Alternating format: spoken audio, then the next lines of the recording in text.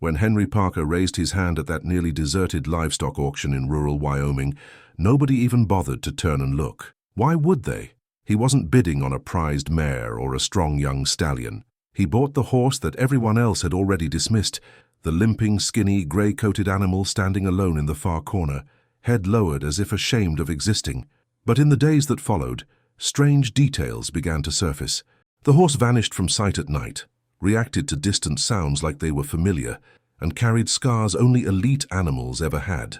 What Henry uncovered beneath that dusty, matted mane would rewrite everything he believed about the animal, and about himself. Before we dive in, make sure to subscribe to the channel so you don't miss the next chapters of this story. And tell me in the comments, where are you watching from? I'd love to know how far this story is traveling. Tasi Fixie, the story begins. The afternoon wind swept across the rolling hills outside Sheridan, Wyoming, carrying with it that familiar dry scent of dust and sagebrush. Henry Parker stood beside his aging pickup truck, staring at the old horse inside the auction's wooden holding pen. The animal's ribs pressed sharply against its dull coat, its front left leg trembled slightly, and its eyes, sunken but strangely alert, followed every movement around them. Henry wasn't supposed to be here. He had come only to buy feed, maybe a few tools, nothing more. His ranch, 3 generations old, was barely staying afloat. After months of drought and 2 harsh winters, money had become the silent enemy in every corner of the property. Yet there he was, leaning over the railing, unable to look away from the horse nobody wanted. A nearby rancher, a man with a sunburned face and a dusty hat, noticed Henry's gaze. "Forget him," the man grunted. "That one's useless. Surprised he's still standing. You'd be throwing money away." Henry nodded politely, but his chest tightened. The horse wasn't just old. He looked defeated, and that feeling, Henry knew it too well. Losing the ranch would mean losing his grandfather's legacy. The pressure, the exhaustion, the loneliness of working fields that no longer yielded enough, it all weighed on him like wet soil after a storm. The auctioneer's voice cracked through the air. "Lot 43, 1 old gelding, starting at $20. Silence. Scattered coughs. A few chuckles. Nobody raised a hand. Henry swallowed hard. $20. That's barely a bag of feed. He looked again at the horse. Something in the animal's eyes didn't match the rest of his worn appearance. There was an alertness, a depth, almost like recognition, as if the horse was silently asking for one last chance. Henry's hand lifted almost on its own. 20. Sold. The gavel struck before Henry could change his mind. The sun was already sinking low when he loaded the horse, who he'd soon named Dusty, into his trailer. The old gelding hesitated at the ramp, glancing back toward the empty pens as though leaving something behind. Henry had seen animals reluctant to leave many times before, but this felt different, not mystical or strange, just deeply emotional, like Dusty had memories rooted in that soil. The drive back to the Parker Ranch was quiet, except for the soft rhythmic shifting from the trailer. Henry kept glancing in the rearview mirror, not sure why, maybe to reassure himself that Dusty was real, or maybe because he felt guilty for spending money he didn't have. When he arrived at the ranch, the evening sky was painted with streaks of red and orange. The air was colder now, hinting that winter was creeping closer than anyone wanted to admit. He parked beside the barn, lowered the ramp, and waited. Dusty didn't move. Henry stepped inside carefully. "It's all right, boy," he said softly. "You're safe here." The horse lifted his head. His ears twitched. Slowly, cautiously, he stepped forward and followed Henry down the ramp. Once in the barn, Henry guided him to a clean stall, freshly lined with straw. Dusty walked with a limp, but not as pronounced as Henry expected. Something about that caught Henry's attention. Maybe the auction environment had stressed the horse more than anything else. Henry patted his neck gently. "You've been through a lot, haven't you?" Dusty exhaled deeply, almost like a sigh. Over the next few days, Henry kept a close eye on the new arrival. Dusty ate voraciously but silently, drank plenty of water, and seemed more alert than any old horse he'd ever owned. But soon, little odd behaviors began to emerge. At dusk, Dusty would stand perfectly still, ears pricked, facing the hills as if expecting footsteps or distant whistles. At night, he'd sometimes disappear from his stall for a few minutes. Never far, always somewhere close, but enough to make Henry wonder how an elderly horse could move so quietly. He reacted to certain sounds, metal clinks, low whistles, the distant hum of an engine, like he recognized them instantly. Nothing supernatural, nothing impossible, just unusual. Too unusual for an animal labeled useless. On the 6th day after finishing morning chores, Henry returned to the barn with a brush and a sense of growing curiosity. Dusty stood calmly in the sunlight, slipping through the wooden slats. His coat was still rough, but some shine was returning. "Let's clean you up," Henry murmured. As he brushed through the tangled mane, Dusty lowered his head and remained unusually still. Henry worked carefully, moving from shoulder to neck, then lifting the thick mane to inspect the skin beneath. That's when he froze. Hidden under a layer of overgrown hair, next to an old healed scar, was a symbol, faint but unmistakable. A small circular brand, the kind used by only a handful of elite breeding farms known across the country. Farms specializing in highly trained horses, competition champions, search and rescue specialists, even retired service animals with exceptional training histories. Henry swallowed hard. "Dusty, what happened to you?" He traced the edges of the brand with his thumb. It was authentic and old. Dusty wasn't a random cast-off. He had belonged to someone important and had been trained for something extraordinary. And somehow he had ended up here, forgotten, discarded, until Henry spent $20 to save him. Henry stepped back slowly, breath tight in his chest. This horse wasn't the burden everyone assumed he was. He was a story waiting to be uncovered, a life with a past deeper than any ordinary ranch animal, and Henry, without knowing it, had just opened the first chapter of it. The early morning light crept across the Wyoming plains, spilling over the rugged hills and stretching into the wooden stalls of Henry Parker's barn. Dust rose in soft clouds as the animals shifted awake, but Henry wasn't paying attention to the usual sounds of the ranch. His focus stayed fixed on Dusty, the old horse who just yesterday revealed a past far more complicated than any worn-out auction animal should have. Henry leaned against the stall door, staring at the faint circular brand beneath Dusty's mane. Even after a restless night, his mind was buzzing with questions he couldn't quiet. Where had this horse come from? Why had such a prized animal ended up abandoned? And what happened to leave him limping, scarred, and alone? Dusty chewed slowly on hay, watching Henry with those deep, observant eyes that seemed to hold more history than a horse should carry. Henry rubbed the back of his neck. "You're not going to make this easy on me, are you?" Dusty blinked, unbothered. Strange habits, real explanations. That morning, Henry saddled up his younger mare, Belle, to check the perimeter fences. As he rode past Dusty's stall, the old horse lifted his head sharply at the sound of the leather cinch tightening, reacting faster and more alertly than any horse his age should. Henry slowed his movement, watching him. "You've heard that sound before, haven't you? Not on some small ranch. Somewhere professional." He didn't want to jump to conclusions, but everything Dusty did supported one idea. The horse had been trained, seriously trained, for something demanding. Competition? Workhorse for mountain rescue units? Search teams? Maybe even mounted patrol? It wasn't just the brand. It was his posture, how he listened intentionally, responded to distant noises, and scanned his surroundings like he was used to responsibility. Belle shuffled impatiently under Henry. "All right, girl, let's go. We'll deal with him later." But even as he rode out into the rolling fields, Henry's attention kept drifting back toward the barn. The ranch felt especially quiet that day. Too quiet. The wind blew lightly, rattling the tall grass and carrying a hint of cold weather moving in from the north. The fence line needed repairs again. The boards dried and cracked, the nails rusting, but Henry's hands worked mechanically, while his mind replayed Dusty's strange behaviors from the past week. By mid-morning, clouds rolled in, thick and grey. Belle pawed at the ground nervously. Storm weather always made the horses uneasy. Henry tugged her reins. "Easy. Let's finish this stretch and head back." But before he turned the mare around, something unexpected caught his eye. In the distance, at the far corner of the property, an old truck was parked on the dirt road, rusty, maybe green or brown beneath the dust, with someone standing beside it. A tall figure leaning on the gate, staring toward Henry's ranch. Henry squinted. The distance made it impossible to see the person's face, but the way they stood, still, watching, sent a tight sensation through his chest. Belle snorted, shifting anxiously. Henry hesitated, probably just a hunter, or someone lost. But something about the scene felt off. People didn't usually park there, and people certainly didn't stand like statues on rural Wyoming roads unless they had a reason. Henry steered Belle forward to take a closer look, but before he got halfway there, the person climbed into the truck. The engine roared, tires spinning in the dirt, and the vehicle sped off, disappearing behind a cloud of dust.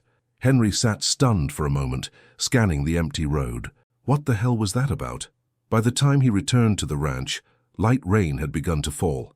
Dusty stood in his stall, head poking out just far enough to catch a glimpse of Henry leading Belle back into the barn. For a second, the old gelding's ears flicked toward the hills, alert, sensing something Henry couldn't hear. Then he backed into the stall, almost as if trying to remain unseen. Henry took note immediately. "You acting strange again, old boy," he murmured. He stored Belle's saddle, fed the animals, and finally returned to Dusty's stall with a mixture of curiosity and concern. The horse stood stiffly, watching the barn door. Not nervously, intentionally. Henry followed his gaze. Nothing there, just wind, rain, and the faint creaking of the old wooden frame. "Whoever trained you, they trained you to be aware of everything, didn't they?" Dusty shifted his weight, the limp slightly more pronounced after the damp weather. Henry grabbed a lantern, set it on the hook, and stepped into the stall. "Let's check that leg." He knelt beside the horse, gently brushing his hand over the old injury. The skin around the scar was thick, healed but poorly. It wasn't a natural injury from age or overwork. It looked like something that should have been treated more carefully. A cut, maybe. An accident. Possibly a fall, but not one caused by simple neglect. Dusty shifted slightly, but not out of discomfort, almost as if trying to help Henry understand. "You didn't break down on a farm," Henry whispered. "Something happened, something real." As he stood, Dusty turned his head toward him. Their eyes met. Henry tired, Dusty wounded but alert, and something like trust bloomed between them. Later that evening, Henry sat at the small wooden table in his kitchen, the storm tapping lightly on the windows. He had an old notebook in front of him, the same one where he kept feed expenses and repair notes. But tonight, he opened to a clean page and wrote, "Dusty, investigation notes, circular brand under Maine, scar on left leg, looks like deep cut, not natural aging, highly trained reactions, watches hills every night, responds to metal sounds, stranger parked on road today." Henry leaned back in the chair, rubbing his forehead. "This is ridiculous," he muttered. "You're making a case file on a horse." But he couldn't ignore the truth. Everything pointed toward a much larger story. He closed the notebook and gazed out the window. The storm deepened, grumbling across the plains. The barn lights flickered in the wind. Dusty was more than a rescue. He was part of something bigger, a life larger than Henry's ranch, maybe even larger than Wyoming. And if someone was looking for him, Henry needed to know why. Before going to bed, Henry stepped back into the barn one last time. Dusty lay quietly on the straw, eyes half closed, his breathing steady and calm. "Good night, old boy," Henry said softly. But before he turned to leave, Dusty's ears perked sharply, standing tall and rigid. His eyes opened fully. He stared past Henry, toward the open barn door, alert and focused. Henry turned quickly. Again, nothing. Only rain. Only wind. But the look on Dusty's face wasn't imagination. It wasn't superstition. It was recognition. Someone, or something familiar, was out there in the storm. The rain had stopped sometime after midnight, leaving behind the cold, heavy stillness that always settled over the Wyoming plains after a storm. By dawn, the clouds thinned into a pale silver blanket, and a thin mist hovered over the fields. Henry Parker stepped onto the damp wooden porch, mug of coffee warming his hands, and scanned the ranch like he did every morning. But today felt different. The uneasiness from the night before lingered. Dusty's sudden alertness, the way the old horse stared into the darkness as if expecting someone. Henry tried to brush it off as nerves, or maybe the exhaustion catching up with him, but deep down he knew better. Animals didn't lie, and Dusty especially reacted with purpose, not panic. He walked toward the barn, boots sinking softly into the wet ground. As he approached, the horses stirred, rustling in their stalls. But when Henry reached Dusty's pen, he stopped short. Dusty wasn't standing by the door like usual. He was pressed against the far wall, staring intensely at the open barn entrance. Not fearful, alert, ready. Henry followed the horse's gaze, the back of his neck tightening. Then he saw them, footprints, fresh ones, deep in the mud just outside the barn door. Too large for a child's, too heavy to be from someone casually walking by. The prints led from the direction of the road, the same road where he'd seen the strange truck, and stopped right at the barn, right at Dusty's stall. "Someone was here," Henry whispered. Dusty exhaled sharply, as if confirming it. Henry crouched down to get a closer look. The prints were clear. Boots, size maybe 10 or 11, tread worn along the heel. Whoever it was had stood there for a while, long enough for the mud to shift and deepen under their weight. And then, nothing. No returning prints, no trail leading away. The person had vanished into the dark. Henry straightened slowly. His chest tightened with a mix of frustration and concern. Someone had come looking for something, or someone, and they weren't trying to hide it. He spent the next hour securing all the barn doors, checking the pasture gates, and making sure none of the animals were disturbed. Everything looked normal, except Dusty. The old gelding paced more than usual, ears flicking at every distant sound. Henry approached him with a cautious hand. "It's okay, boy," he said softly. "You're safe. Nobody's taking you anywhere." Dusty stopped pacing, but his muscles stayed tense. Henry brushed his mane gently, letting the familiar motion calm them both. As he worked through the strands, the circular brand surfaced again, faint but unmistakably deliberate. Elite training, elite ownership, and now someone sniffing around in the middle of the night. Dusty wasn't just a forgotten horse. He was wanted by someone who didn't want to be seen. Later that morning, after tending to the fields and repairing another section of old fencing, Henry drove into town. Sheridan was small enough that everyone knew everyone else's business, but big enough to have a library, a sheriff's office, and a handful of stores that had been around since before his grandfather was born. Today, he wasn't there for supplies. He was there for answers. He parked outside the county library, stepped inside, and headed straight to the dusty corner where historical livestock records were kept. Everything from brand registries to old ranch directories. Most people only looked at them when tracing family property, but Henry hoped he might find something connected to the symbol on Dusty's neck. He flipped through page after page, scanning for the circular brand. Nothing. Then, in a nearly forgotten binder with pages yellowed at the edges, he found something that made his pulse quicken. A brand index from 15 years ago, and there it was. A circle with 3 faint lines inside it. Not a ranch brand. A program brand, the Northridge Search and Rescue Training Initiative, a specialized federally supported program that trained horses for mountain search missions, tracking, endurance, responsiveness to signals, night navigation. Only a select number of animals qualified. Only the strongest, most disciplined, most intelligent were accepted. These horses were never sold at auctions, never abandoned, never unaccounted for. Henry stared at the page, mouth dry. Dusty wasn't just well-trained. He had been part of a unit designed to save lives. A service horse. A specialist. Henry whispered under his breath, "What happened to you, old guy? And why aren't you with your team anymore?" He copied the brand entry onto a scrap of paper and left the library, mind racing. If Dusty belonged to a program like that, then whoever was watching the ranch, from the road, from the dark, from the mud outside the barn, wasn't just a stranger. They might be someone connected to the horse's past. Someone who knew exactly who Dusty was. Someone who maybe wanted him back. Back at the ranch, the sky had brightened. Dusty stood in the corral, head high, ears forward, fully alert. More energy than Henry had ever seen in him. When he saw Henry, he trotted toward him. Not fast, not strong, but intentionally, purposefully. Henry held out the slip of paper. "I know who trained you," he said quietly. "Northridge. Search and Rescue." Dusty flicked his ears, as if recognizing the words by tone alone. And someone out there knows it too. The horse nudged Henry's shoulder, light but insistent. Henry almost smiled. Almost. "You're telling me not to panic, huh?" Dusty blinked slowly. But Henry couldn't shake the truth. The stranger had come here for a reason. The footprints proved it. Dusty's behavior proved it. And now the brand confirmed everything. This wasn't coincidence. This wasn't some old rescue horse drifting through fate.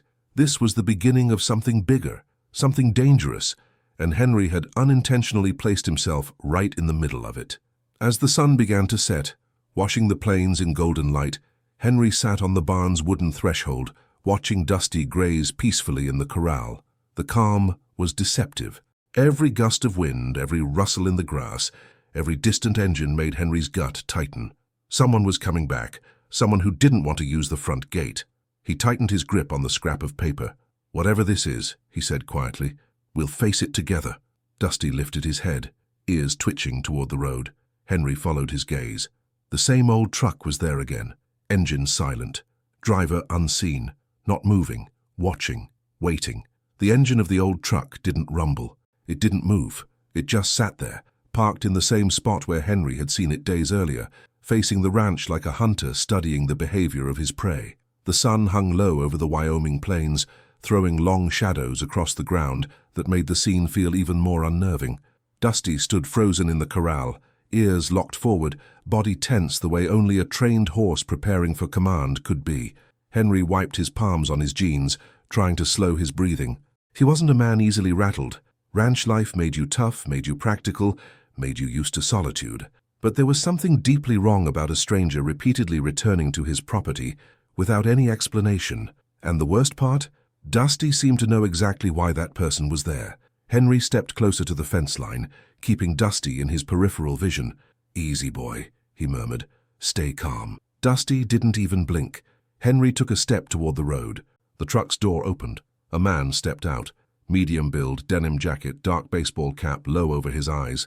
He didn't wave, didn't move toward Henry, just stood there with his hands in his pockets, staring across the open field. Henry hesitated, then raised his voice. "You lost, friend." The man didn't answer. Seconds dragged out like minutes. The wind carried nothing but silence and the faint creak of the corral rails. Henry took another step forward. "That's private property," he said evenly. "If you need help, you can say so. Otherwise, I'm going to have to ask you to move along." Finally, the man lifted his head. Even from a distance, Henry felt the intensity of the stare. Not threatening, focused, studying, like someone piecing together a puzzle. His gaze slid past Henry and locked onto Dusty. Dusty bristled, muscles shifting, stance widening just a fraction. Not fear, recognition. The man nodded once, almost imperceptibly.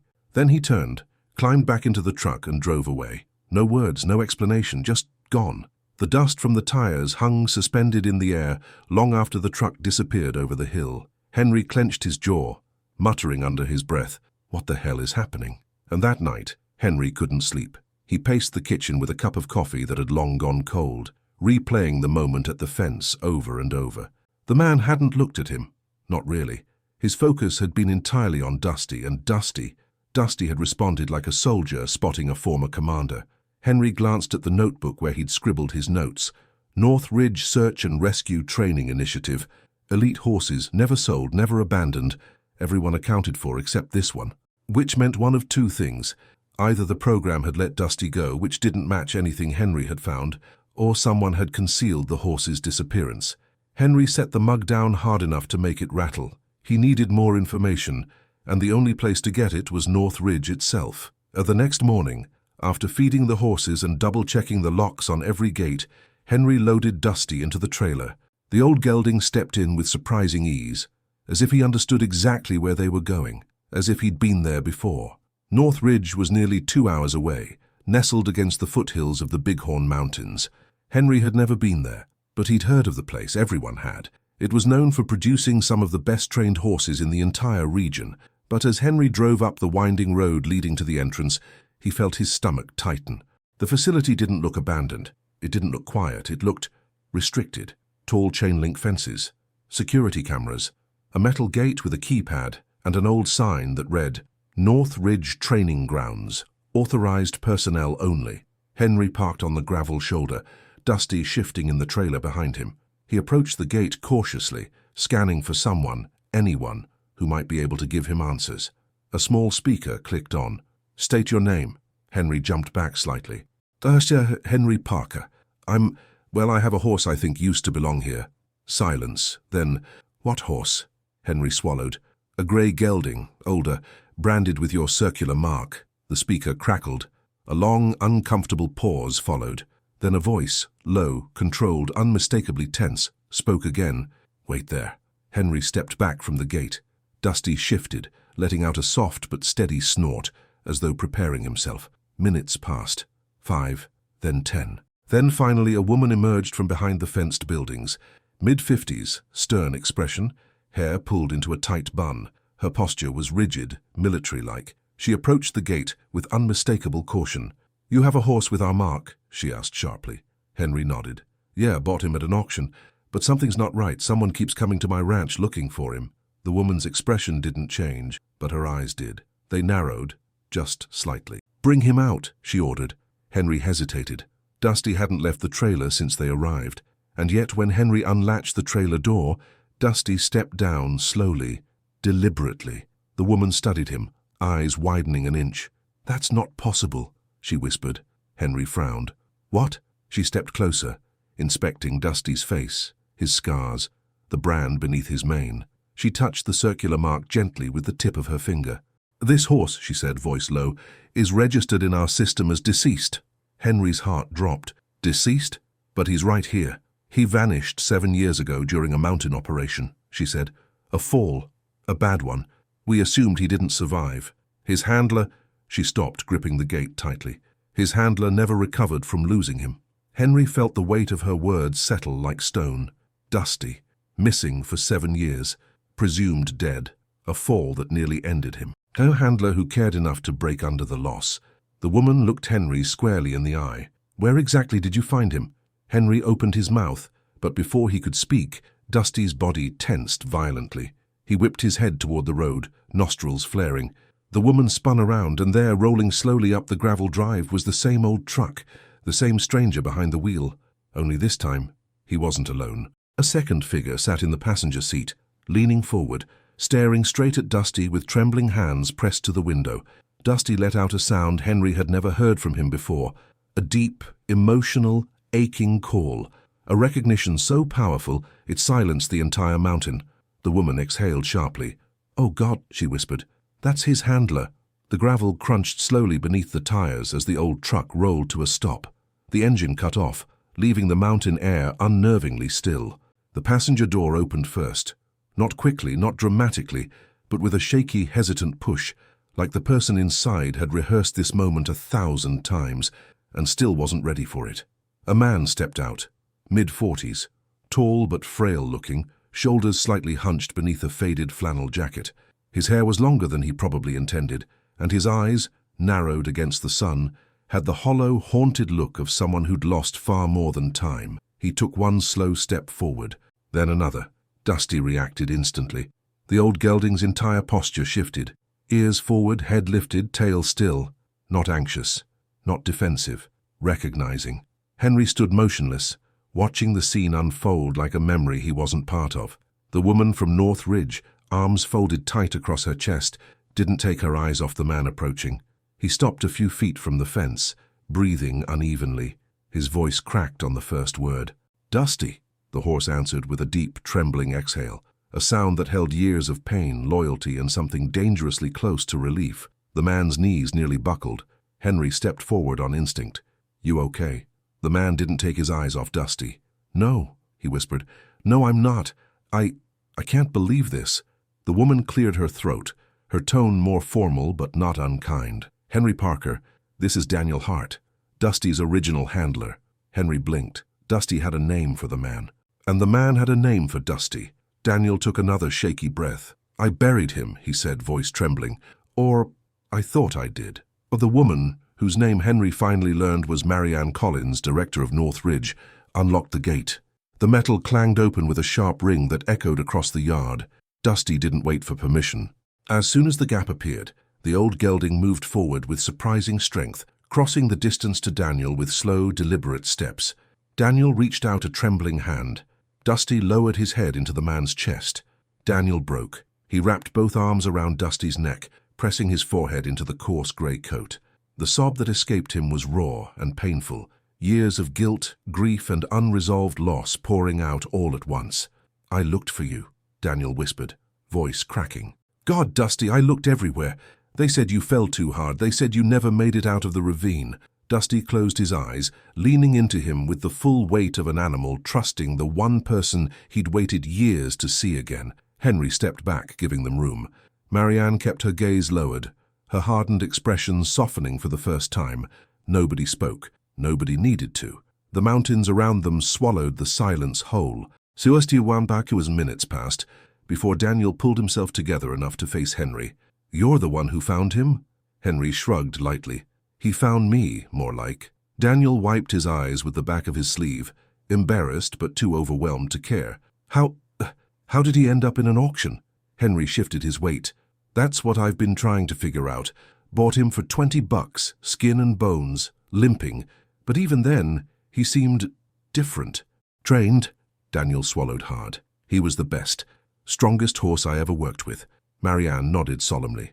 Dusty was part of a high-level alpine rescue squad, elite trained. Only a handful of horses have ever completed that program. Henry let out a long breath. I knew he wasn't normal, but I didn't know he was that. Dusty nudged Daniel again, almost impatiently, as if asking where he'd been all these years. Daniel laughed softly through tears. I know, boy, I know. So Marianne motioned for all of them to step inside the fenced facility. We shouldn't talk out here. Too open. Henry's stomach tightened. He'd gotten used to weirdness since Dusty arrived, but something about Marianne's tone felt different now, more cautious, more deliberate. Inside the administrative building, she closed the door behind them and lowered her voice. What I'm about to say doesn't leave this room. Henry nodded slowly. Daniel's jaw clenched. Marianne took a deep breath. Dusty's disappearance wasn't an accident. Daniel's head snapped up. What? I didn't want to believe it at first, she continued, but the signs were there. Equipment missing. Trail tampered with. Someone wanted Dusty gone and wanted it to look like a natural fall. Henry felt the hairs on his arms rise. You're telling me someone tried to eliminate him? Marianne's expression hardened. Yes. But why? Henry asked. Daniel answered before she could. Dusty wasn't just trained for search and rescue, he said quietly. He was trained to detect specific scents, illegal ones. We assisted federal units sometimes. Mountain trafficking routes, wilderness stash points. Dusty was one of the best trackers they ever had. Henry exhaled sharply. So he made the wrong people angry. Daniel nodded once. Very. Marianne folded her arms. When Dusty vanished during that operation, federal reports were sealed. Daniel was placed on leave. Everyone assumed it was a tragic accident. It wasn't. Daniel's voice was low, dark. Someone wanted him dead, and if Dusty survived, then maybe someone else did too. Henry's mind raced back to the footprints outside his barn, to the truck parked on the road, to the man who watched from the shadows. He spoke slowly. That guy who came to my ranch. He wasn't you, Daniel. So who was he? Daniel and Marianne exchanged a grim look. Then Daniel said the words Henry had been avoiding, probably the person who tried to kill Dusty in the first place. A heavy silence fell over the room. Dusty pawed the floor lightly, restless, sensing the shift in tension. Marianne leaned against the desk. This changes things. If someone is still looking for Dusty after 7 years, they're not just tying up loose ends. They're scared. Dusty must have tracked something, found something, or witnessed something they can't afford to let resurface. Daniel clenched his jaw, and now that he's back, they'll come again. Henry swallowed hard. His quiet, struggling ranch. His life that had already felt one bad season away from collapse, now tangled in something dangerous and unfinished. He looked at Dusty. The old gelding stared back, steady, loyal, unflinching, as if saying, "You didn't choose this, but you're part of it now." Henry sighed. "What do we do?" Marianne straightened. "We protect the horse," Daniel added, voice firm. "And we find out who's been watching your ranch." Henry nodded slowly, the weight of responsibility settling on his shoulders. Outside, a thunderclap rolled across the mountains, not from a storm, but from the sound of a distant engine starting on the dirt road below. Henry moved to the window. His stomach dropped. The same truck, driving away fast. Too fast. Marianne's voice sharpened. "They know Dusty's alive." Daniel turned pale. Henry clenched his fists. Then he spoke the truth they all felt in their bones.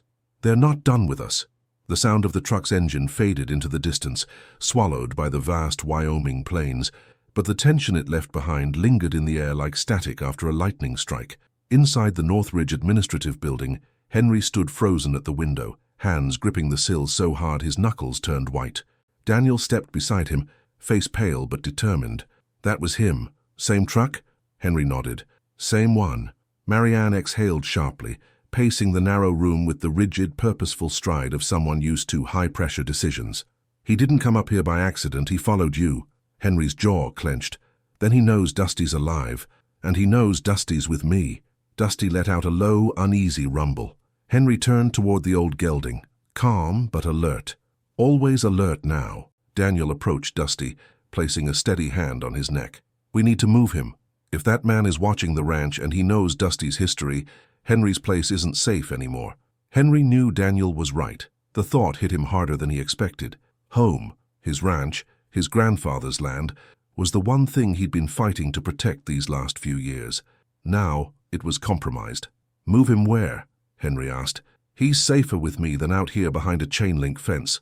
Marianne shook her head. "You're wrong. If someone wants that horse badly enough to show up at your ranch twice, they'll do it again, and they won't be subtle next time." Daniel tightened Dusty's halter gently.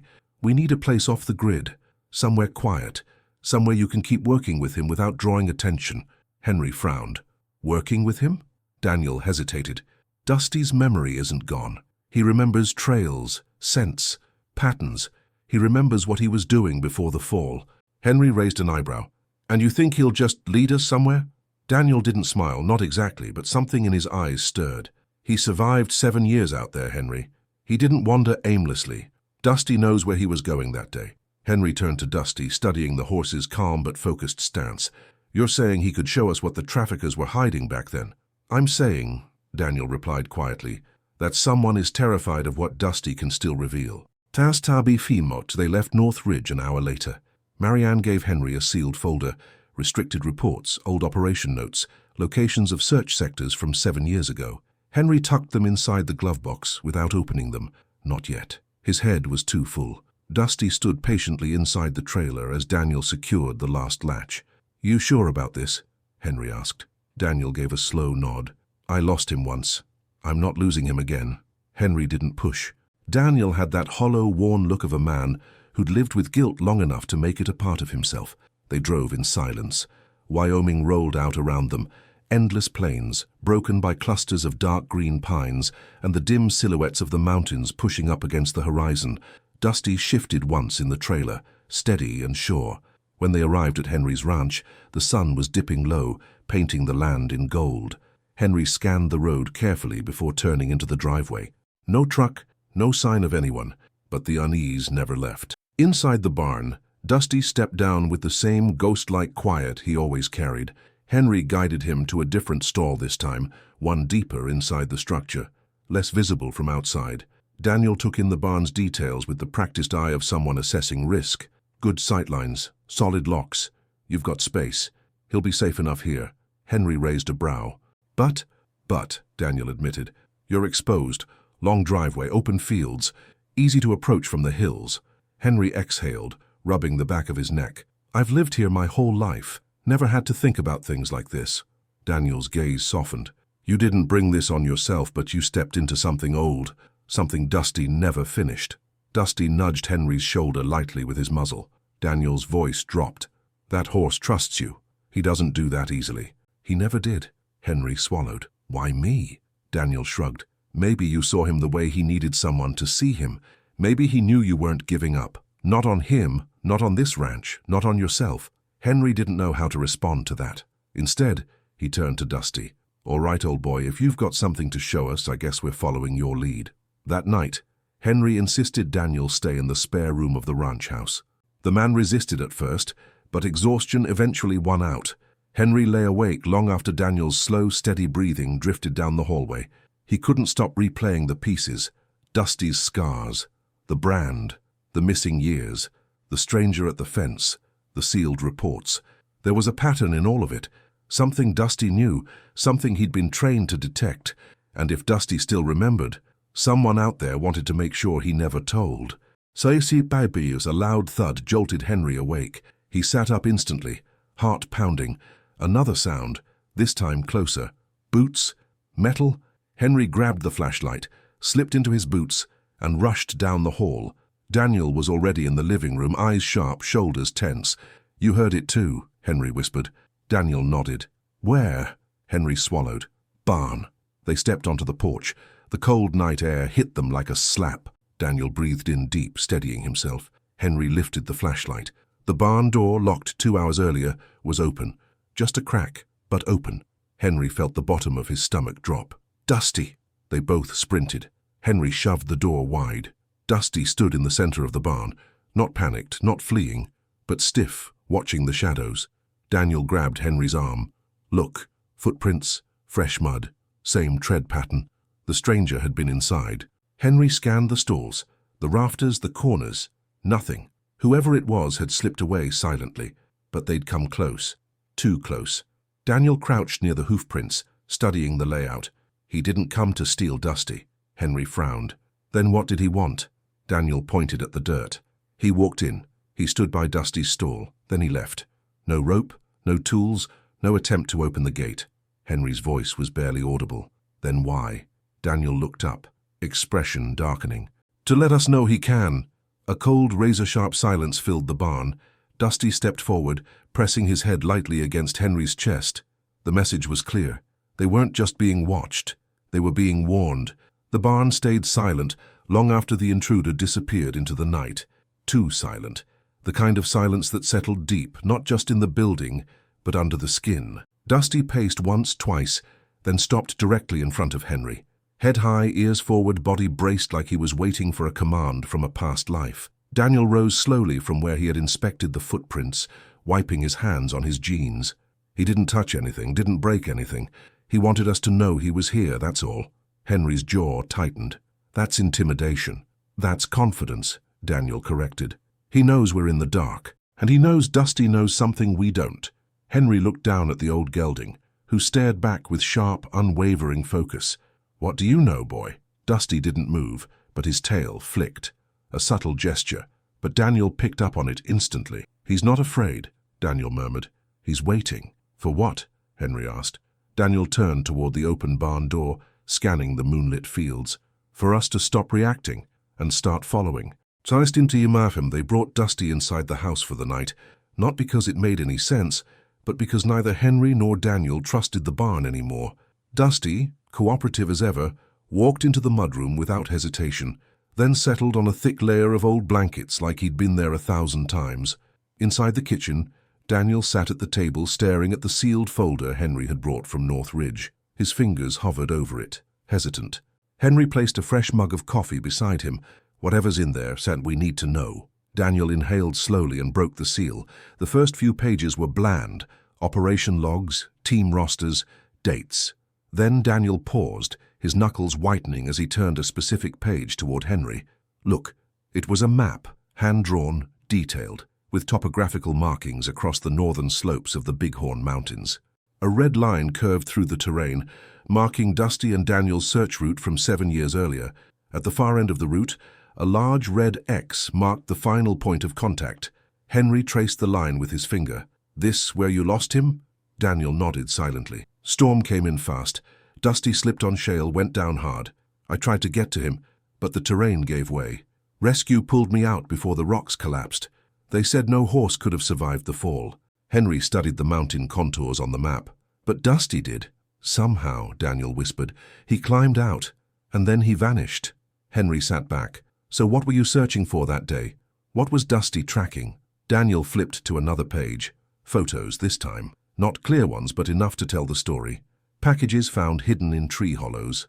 Ropes. Plastic containers. A metal lockbox cracked open. Traffickers used high trails to stash supplies, Daniel explained. Dusty was trained to detect chemical residues, things used in large-scale operations. He caught a scent that day, a strong one. He led us to a ridge none of our maps covered. Henry frowned. So Dusty wasn't just searching. He was onto something. Daniel nodded. And someone up there knew it. Henry slowly pieced it together. The stranger, the break-in, the stalking. He's not after Dusty because the horse escaped. He's after whatever Dusty found back then. Daniel let out a quiet, tense breath, and Dusty remembers. They both looked toward the mudroom. Dusty lay calmly, head resting on his forelegs, breathing steady. But when he sensed their attention, he lifted his head, not confused, not tired, ready. Morning came with a heavy grey sky and a bite of cold that hinted at early winter. Henry packed the truck, blankets, feed, tools, lanterns. Daniel checked Dusty's tack twice, then once more adjusting straps with the precision of a man who'd done it 1,000 times. Henry watched the process impressed. You sure he's fit enough to trail through mountains again? Daniel nodded. He's older, but his mind's sharp. If he's willing, he'll know exactly where to go. Dusty snorted lightly, nudging Daniel's shoulder. Henry opened the passenger door. We sticking to the map? Daniel hesitated. Dusty will take the lead. Maps only help people. Henry exhaled. All right then. They loaded Dusty into the trailer and headed west, toward the Bighorn Mountains. The drive was quiet, but not empty. The air inside the truck pulsed with expectation, like they weren't just traveling toward a place, but a truth that had waited 7 years to surface. Daniel stared out the window, jaw tight. I used to think that fall was my fault, that I pushed him too hard, that if I'd slowed down, maybe... Henry cut him off. You didn't push him. He was doing what he was trained to do. Daniel swallowed. Doesn't stop the guilt. Henry didn't answer. The road did it for him, winding upward into the foothills as the mountains grew sharper, darker, older. Dusty shifted once in the trailer. Not fear, recognition. They reached the trailhead by mid-afternoon. The air was thin, crisp, carrying the faint scent of pine and distant snowfall. Daniel unloaded Dusty, who stepped out with surprising steadiness. The gelding lifted his head, nostrils flaring as if inhaling memories. Henry glanced at Daniel. He knows. Daniel nodded. He never forgot. Henry checked the nearby ridgeline, scanning for any sign of the stranger's truck. Nothing. Just wilderness stretching in every direction. Let's move, Daniel said. They set off, Henry on foot, Daniel leading Dusty with a loose rope the horse barely needed. Dusty moved forward with purpose, following a path that no visible trail marked, navigating with a confidence that came from memory, not chance. Higher and higher they climbed, the ground shifting from dirt to brittle rock, the wind picking up. After a mile, Dusty stopped. Daniel froze. What is it, boy? Dusty lifted his head, scanning the tree line, his ears pinned forward. Henry followed his gaze. His breath caught. Footprints. Fresh ones. Boots. Heavy tread. Leading into the trees. Same pattern as the ones in the barn. The stranger had been here. Recently. Henry's throat tightened. He's not just watching us. Daniel's voice was a whisper. He's ahead of us. Dusty pawed the ground, then lifted his head toward a narrow cut in the rocks. A hidden pass.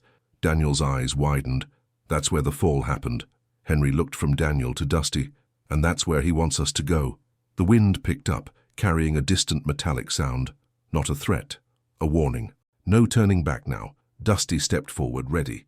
Henry tightened the straps on his pack. Daniel took a deep breath. Together they followed Dusty into the pass, toward the place where everything had started, and where something unfinished still waited for them. The narrow pass tightened around them like the walls of an old wound, steep, jagged rock rising on both sides, etched with years of wind, rain, and memory. Dusty moved slowly but deliberately, each step steady on the uneven shale. The old gelding didn't hesitate, not once, not even when the terrain shifted under his hooves. Daniel walked ahead with the rope loose in his hand, though he barely needed it. He remembers every inch of this place, he murmured. Henry followed behind, scanning the cliffs. The silence made the air feel heavier than the altitude. Even the wind seemed cautious here. Henry finally broke the quiet. This is where it happened? Daniel nodded. A little farther in. The ridge used to be narrower. After the landslide, the whole section collapsed. Henry exhaled slowly, and Dusty survived all this alone. Daniel didn't answer. He didn't need to. Dusty's survival was written into the rock, the trail, the scars on his body. Henry glanced up at the sheer walls. Something unnatural caught his eye, deep grooves carved horizontally into the stone. Daniel, he called, these marks, what made them? Daniel climbed up for a closer look. When he touched the grooves, recognition darkened his face. Rope friction, he said quietly. Thick rope, heavy load. Someone dragged something across this rock. Henry frowned. Dragged? Not carried? Daniel shook his head. No one risks dragging gear here unless they're in a hurry, or hiding something. Dusty's ears flicked sharply. Toward the far end of the ravine, Henry swallowed hard. He wants us to keep going. The ravine widened into a bowl-shaped clearing surrounded by towering rock. The ground was a mix of shale, pine needles, and decades-old debris. Dusty stopped at the center, exactly where the map had marked the fall. Daniel looked around with a strange mix of grief and disbelief. This is where I lost him.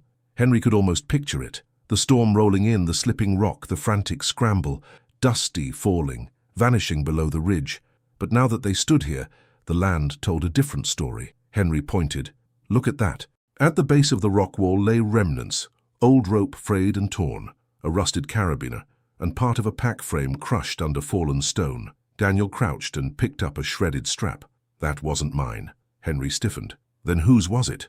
Dusty stepped forward suddenly, lowering his head into the loose scree near the cliffside.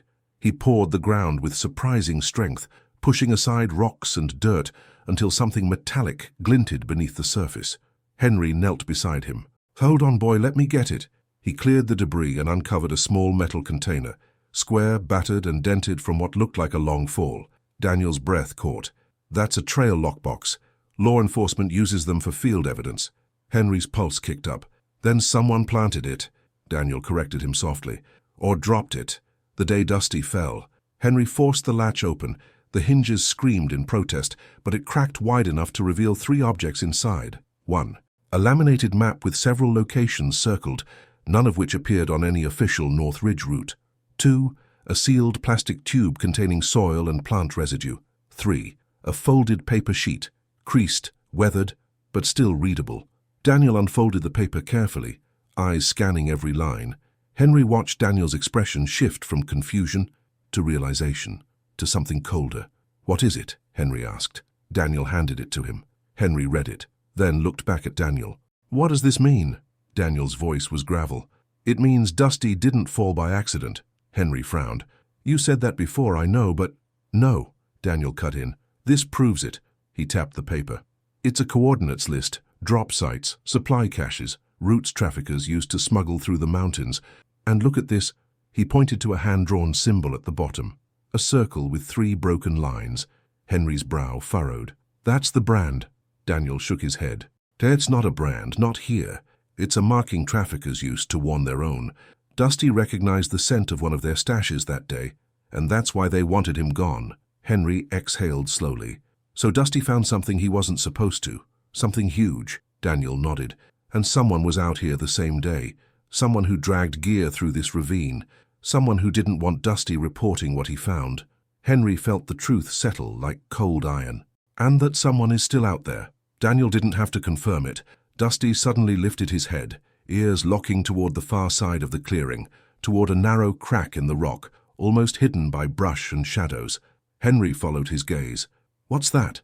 Daniel walked closer, pushing aside branches and rubble until the opening became clear. A narrow entrance, tall enough for a person, dark enough to hide anything. "A hideout," Daniel whispered. "A cache point. Old, maybe abandoned, but definitely used." Henry's stomach twisted. "And the man who's been watching us?" Daniel nodded. "He might have been using this place, or checking to see if we found it." Dusty took a step toward the entrance. Daniel grabbed the rope. "Easy, boy, we don't know what's inside." Henry stepped closer to the opening and shined his flashlight inside. A cool draft brushed against his face. The beam cut through the darkness, revealing broken crates, shredded tarps, a metal stove long extinguished, boot prints, fresh, deep, unmistakable. Henry's heart hammered. "He was here." Daniel's voice dropped. "Probably still is. That's why he followed us. Why he broke into the barn." Dusty pawed the ground, snorting sharply. No fear, just urgency. Henry tightened his grip on the flashlight. "So what now?" Daniel inhaled, steady and controlled. "Now we follow Dusty." Henry nodded once. "Into the hideout?" Daniel's eyes met his. "If Dusty leads us in, it's because he remembers what he found. And if he remembers, the man who tried to kill him years ago probably knows we're right on top of it." Henry took a deep breath. The mountain held its silence.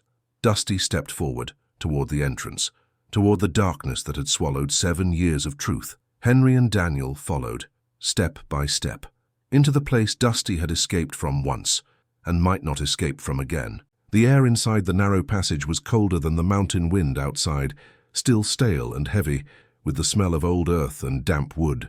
Henry swept the flashlight slowly across the rough stone walls, careful not to trip on the uneven ground. Dusty walked directly behind him, steady and calm, his hooves clicking softly on the rock. Daniel followed last, one hand on Dusty's halter, the other resting on the wall for balance. "Easy," he whispered, "one step at a time." The passage widened after several yards, opening into a hidden chamber carved naturally into the mountain, but reinforced with wooden beams, old beams, weathered and cracked, but unmistakably placed by human hands. Henry let out a low breath. "This place, someone lived here," Daniel nodded, "or used it for operations." Dusty moved past Henry and stood in the center of the chamber. His breathing was steady, nostrils flaring subtly as he tested the air. His ears pivoted toward the left wall, toward a pile of scattered crates and torn cloth. Henry approached cautiously. "Anything?" Daniel asked. Henry knelt. "Food wrappers, empty cans, Some pretty new. He held up one. This expiration date is last year. Daniel's expression tightened. Then this wasn't abandoned 7 years ago. Someone's been using it recently. Henry's gaze drifted to a corner where deep boot prints overlapped each other. And we know who. Dusty snorted, tail flicking. He stepped toward the back of the cavern, where a narrow, almost invisible gap in the rock led even deeper. Henry lifted the flashlight. A faint draft fluttered from the darkness, carrying the smell of pine and something metallic. Daniel noticed Henry's shoulders stiffen. What is it? Henry swallowed. Blood. Faint. But it's there. Daniel's eyes sharpened. We need to go. But Dusty didn't wait. The horse squeezed into the gap, slowly, carefully, with the instinct of an animal that had been here before. Henry and Daniel exchanged tense glances. After him, Daniel said. They slipped through the opening, moving single file. The passage descended slightly, turning into a cramped tunnel. Stones scraped against their boots, and the ceiling dipped low enough that Henry had to duck. At the end, Dusty stopped abruptly. Henry raised the flashlight again and froze. There, lying half-buried under loose shale near a rotted wooden post, was a backpack. Torn, weathered, but intact enough to recognize as official issue, dark green canvas, reinforced seams, a tag with 2 faded letters, NR North Ridge. Daniel crouched immediately, hands trembling. That's equipment from my unit. This was part of our operation. Henry bent beside him. Is this yours? Daniel shook his head. No, it belonged to someone else. Henry's stomach tightened. Someone who didn't make it out? Daniel didn't answer right away. He opened the main flap with careful, deliberate movements. Inside, he found a waterlogged notebook, a handheld radio with a cracked antenna, a flare case, and a folded piece of laminated paper. Daniel opened the paper first. It was a photograph. Dusty, younger, stronger, standing beside a man wearing North Ridge gear, a man with short brown hair and a calm smile. Henry glanced at Daniel. That him? Daniel's eyes glistened. Yeah, Owen Keller. He was part of our team. Henry asked softly, what happened to him? Daniel exhaled slowly, the pain scripted into every breath. He disappeared the same day Dusty fell. Everyone assumed he got lost in the storm. We searched for weeks. Nothing. No trace. Henry realized the weight of the truth. So Dusty wasn't the only one who survived. Daniel gripped the photo tighter. Owen must have made it down here. Injured, maybe. Trying to hide. Trying to send a signal. Henry flipped through the notebook. Most pages were ruined, but fragments remained. Scribbled dates, names, partial sentences. Traffickers know. Dusty tracked. Too close. Someone inside NR compromised. Henry froze mid-sentence. Daniel. Daniel leaned over Henry's shoulder. Someone inside North Ridge. Compromised. He read the words again, jaw tightening. An insider. Someone from the program helped them. Henry's thoughts flashed to Marianne, the strict, composed director. So you think she knew? Daniel shook his head slowly. Marianne is strict, but she's clean. This would have been someone lower, someone with access to equipment, routes, radio frequencies. Henry closed the notebook carefully. So Owen figured out who it was, and they came after him. A cold realization tightened Daniel's face. And Dusty was the witness. Dusty stepped forward again, ears pinned toward the far wall. Henry followed his gaze. There was a small tunnel, almost invisible behind a curtain of roots. Dusty nudged it, then looked back at them. Daniel whispered, "He's telling us something's in there." Henry knelt and pushed the roots aside. "Flashlight," he murmured. Daniel handed it over. Henry aimed the beam into the tiny tunnel. At first he saw only dirt, roots and stone, then something pale. Henry froze. "Daniel, there's someone inside." Daniel crouched beside him, peering in. A hand, thin, bone-like, partially buried under earth and shale. Daniel inhaled sharply. "Oh God." Henry crawled forward a few inches, enough to confirm what he feared. The skeletal remains were wearing a North Ridge jacket. An ID tag clung to the collar. Dusty but readable. Keller, Owen. Daniel lowered his head, voice breaking. He didn't make it out. Henry placed a hand on Daniel's shoulder. "I'm sorry." Daniel swallowed the grief, steadying himself. He tried to expose them. He hid the notes. He hid himself. He glanced at Dusty. "And Dusty saw it happen," Henry added quietly. "And the man hunting Dusty knows what Owen took with him." Daniel nodded slowly, piecing together the truth. This wasn't just a search gone wrong. Dusty found the trafficker's stash, Owen found out who the insider was. They tried to kill Dusty and Owen. Dusty survived. Owen didn't. Henry tightened his grip on the flashlight. And now that Dusty's back, Daniel finished the sentence for him. They want to finish what they started. Dusty stepped back from the tunnel, muscles tensing. Footsteps echoed from the passage behind them, heavy, deliberate, not trying to hide. Henry's heart skipped. Daniel! Daniel's voice was barely a whisper. He followed us. Dusty turned toward the sound, protective, focused, ready. The stranger wasn't stalking anymore. He was here, inside the hideout, with nowhere for Henry, Daniel, or Dusty to run. Dusty planted his hooves firmly against the rocky ground, muscles tightening as the echoes grew louder. The footsteps weren't rushed. They weren't cautious. They were steady, purposeful, moving with the certainty of someone who had walked these tunnels before. Henry's heart pounded so hard he could hear it in his ears. Daniel stepped in front of Dusty without thinking, instinct overriding fear. "Stay behind me," he murmured, though both of them knew Dusty wouldn't. The beam from Henry's flashlight danced across the stone walls as he lifted it toward the passage they'd entered from. The footsteps stopped. Silence. Then a voice, calm, low, chillingly familiar, echoed into the chamber. "You should have stayed home, Henry." Henry froze. He knew that voice. The stranger stepped into the chamber, the shadows slipping off him like a second skin. He wasn't masked. He wasn't hiding. He was exactly as Henry remembered him. Medium build, worn jacket, cap pulled low over his eyes. But now he wasn't just a distant silhouette near a fence. Now Henry could see every line of his face, hard, cold, and startlingly familiar. Daniel stepped forward. "Show your face." The man removed his cap slowly. A scar ran along his right temple, thin, pale, old. His eyes were sharp, calculating, cold in the way of someone who'd lived too long in danger. Daniel stiffened. "It's you." Henry turned to him. "You know him." Daniel's jaw tightened. "Evan Miles, logistics coordinator. He worked under North Ridge. He had access to routes, radio codes, training schedules. We thought he left the program years ago." Evan gave a humorless smile. "Oh, I left. But not because of the program, because someone made me an offer that paid more than your entire department makes in a year." Henry felt anger burn through him. "You tried to kill Dusty." Evan tilted his head. "Tried? No, I succeeded. That fall should have finished him. The only reason he crawled out is that horses don't understand when they're supposed to die." Dusty snorted sharply, pawing the ground. Evan's eyes flicked toward the skeleton partially buried in the tunnel behind Henry. "And Keller?" He shrugged. "He figured out too much. Shame, really. Good man.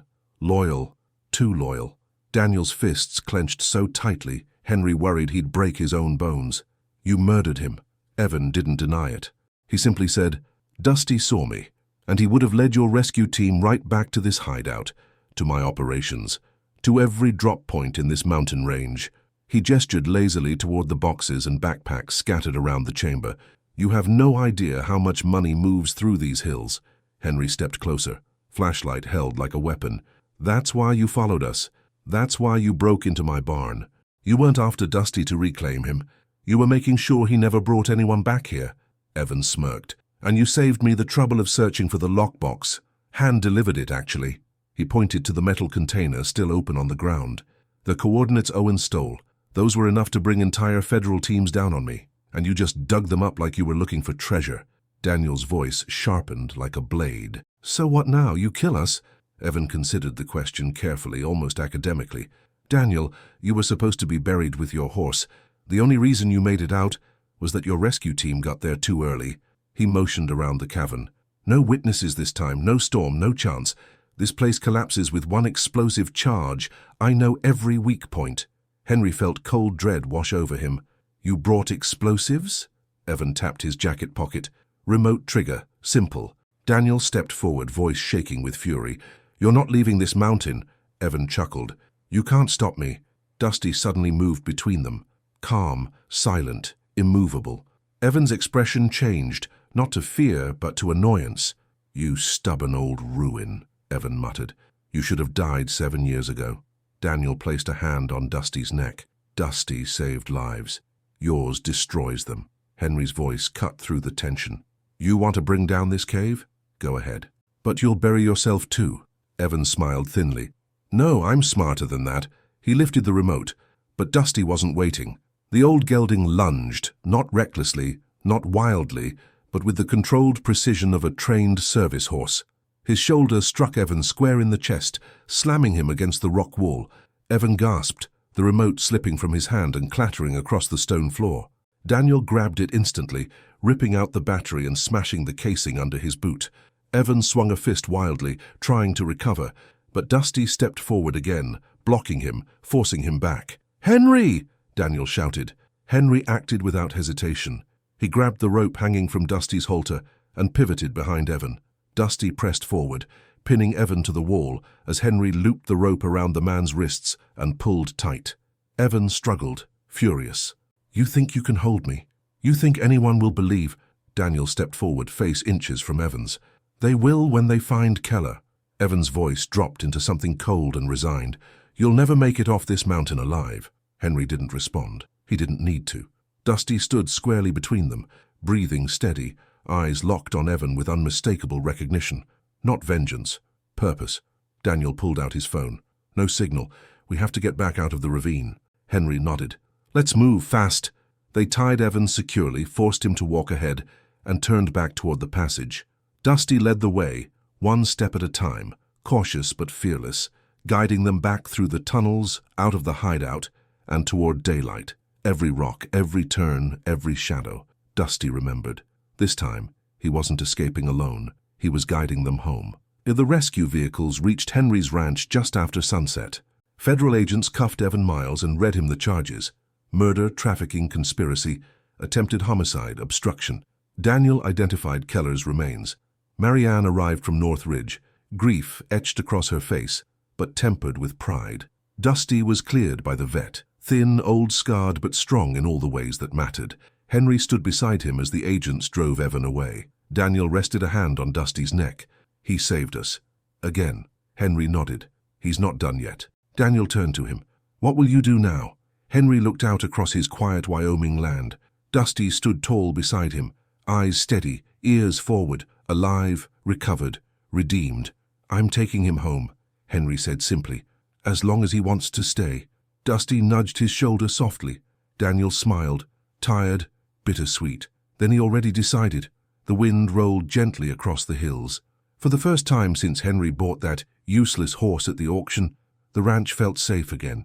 And Dusty, once forgotten, once hunted, once lost to the mountains, was finally home.